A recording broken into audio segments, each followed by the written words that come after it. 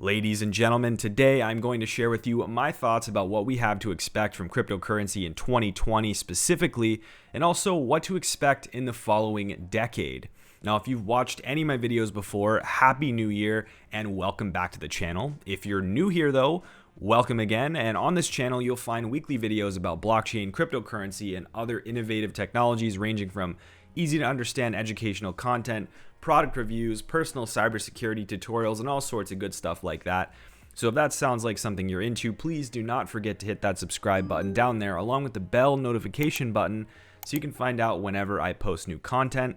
Thank you in advance for that, and without further ado, let's hash it out.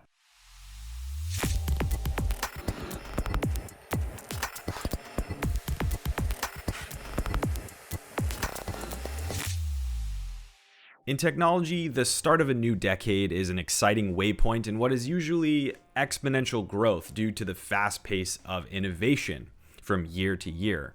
For cryptocurrency, I believe that this new decade will bring the equivalent of the internet's Netscape moment for the cryptocurrency space. This will be the decade where we see projects delivering on their vision, projects falling apart as well, and precipitous moments where cryptocurrency becomes more usable for the mass audience. However, in 2020 more specifically, there are three themes that I'm tracking and I wanted to share those with you. The first one is that 2020 is probably going to be the year of reckoning for a lot of projects. 2020 is already poised to be the year of reckoning for many cryptocurrency projects out there. For many projects during ICO in 2017, 2020 seemed like a distant, forward-looking date on the roadmap where they had all the time in the world to build what they were selling with their ICO. However, big names like Ethereum, Cardano, Icon, Elastos, etc. are all fast approaching the time where they have to start delivering on long-standing promises to investors. And this is why I believe that in 2020 and likely into 2021, it's going to prove to be the make or break years for these major players in the space. If Ethereum developers, for example, can't get the groundwork laid for Ethereum 2.0 and Serenity with the Beacon chain going live by the end of 2020, will investors see red and make for the exit? If Cardano can't start hitting key deadlines and get key updates like staking with Shelley and smart contracts with Goguen, how long will supporters remain patient? These are questions that no one can really answer with certainty, but what is certain is that projects that deliver high-quality solutions in 2020 and deliver on their vision will have distinct advantage going into this extremely consequential decade in crypto. So let me know what your favorite project is in the comments and what you want to see from them in 2020. I really try and read every comment, and I'm curious to see what you guys think. And the second theme that I wanted to touch on is that DeFi will continue its explosive growth in 2019 into 2020. So 2019 was a great year for decentralized finance products, otherwise called DeFi. And these are essentially global, more equitable versions of financial products that you've probably used, like loans, savings accounts, bonds, trading services, and more. I saw a chart yesterday on DeFiPulse.com that had the total USD value locked up in DeFi products at $750 million US. That's pretty significant.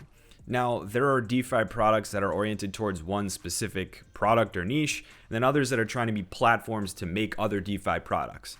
For example, a popular stablecoin, DAI, is part of the Maker network, and that's very much designed as a decentralized democratic version of a reserve banking system, with DAI being a stablecoin. This provides a stability or less volatility that's generally required for financial transactions and financial products to be really relevant without sacrificing the ethos and malleability of cryptocurrency from a tech perspective.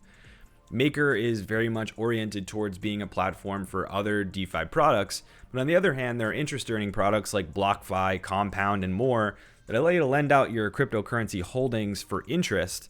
And these are really all just decentralized forms of financial products you see in traditional markets today. But the difference is that the customer gets a far more equitable share of the proceeds and profits in comparison to some of the traditional company offerings out there in the financial services space. Now, I've seen a wide range of predictions for how much money we'll actually see pour into DeFi this year, but in my opinion, it depends heavily on whether or not legitimate products continue to get built, and the products that are out there today that have had some success, whether or not they continue on the path that they've been going in delivering high quality, valuable products to people and delivering on the promises of interest and other different products that they're offering to their customers in the first place. As long as those trends continue, I don't see why we couldn't see over $1 billion locked up in DeFi products in the cryptocurrency space in 2020, if not more. So let me know what your favorite DeFi product is in the comments below and how much money you think we can actually realistically see go into DeFi products. So the third and final theme that I wanted to share with you today is that we're likely not going to see any backing down from the regulatory scrutiny that crypto is starting to see.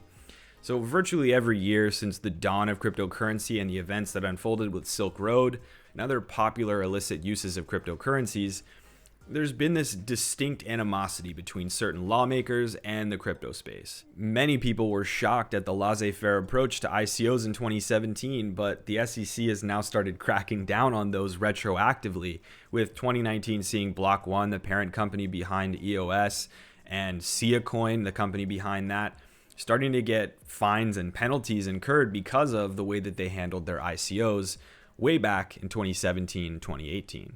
We also saw Libra, Facebook's bold attempt at a large-scale cryptocurrency blockchain consortia and stablecoin solution, get absolutely stonewalled and railed in congressional hearings. And despite that fact that we're all wary of regulation in this crypto space, 2020 will be, in my opinion, an extension of what we saw in 2019, for better or for worse. We'll see more retroactive enforcement of ICO-related issues or penalties, if you will. We'll likely see increased scrutiny on illicit use of cryptocurrency. We're likely going to see more rules start to be formulated and targeted towards exchanges and DeFi products and all these different sorts of things that we really saw grow a lot in 2019. And I think in that regard, we're likely going to see privacy coins take a heavy beating from lawmakers with all the rallying cries against encryption in messaging apps of all things.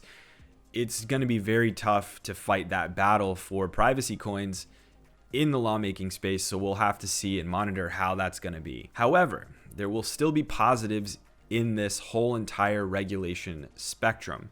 There are allies, even with big names in the government, who believe that cryptocurrency and blockchain tech should be allowed to grow and expand with limited intervention.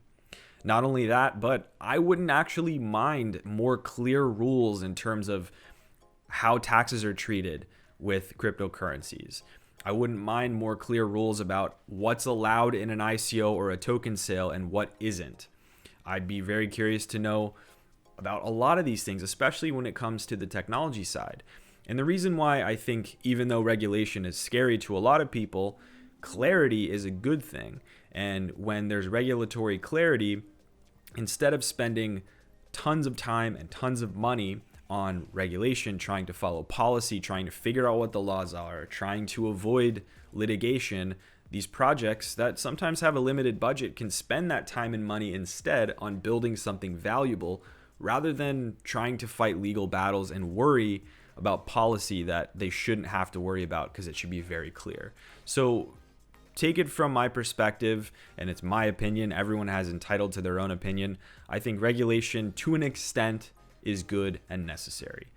Overregulation, very bad. Now, of course, I don't have a crystal ball. Well, I have this thing, but it doesn't really show me the future. And these are just a few of the big themes that I'm envisioning for this year.